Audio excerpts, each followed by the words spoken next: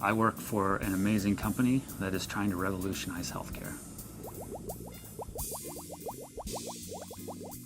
I spent about 11 years in academia in a small department. My position at Verily came about because of a former relationship from my graduate student program.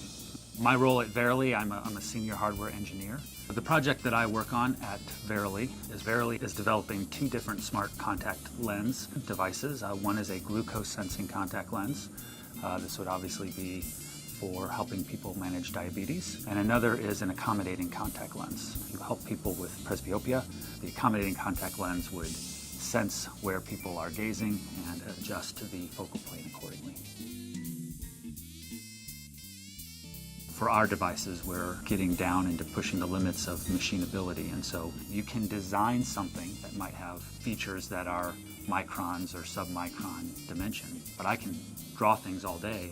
The question is whether or not you can actually manufacture them and manufacture them with the types of tolerances and reproducibility that are necessary.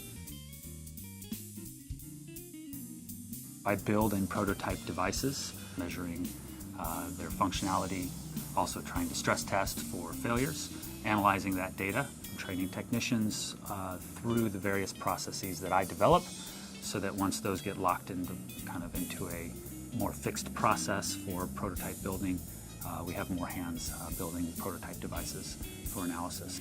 I work very closely with physicists who approach a problem in a slightly different way. Also, there's many mechanical engineers that I work with, and they're looking at different tolerances, different ways to design a device, and sometimes those seem to clash with the way that the materials will behave. Spending 11 years teaching and communicating to students in that environment helped. It helped me see the world through many lenses.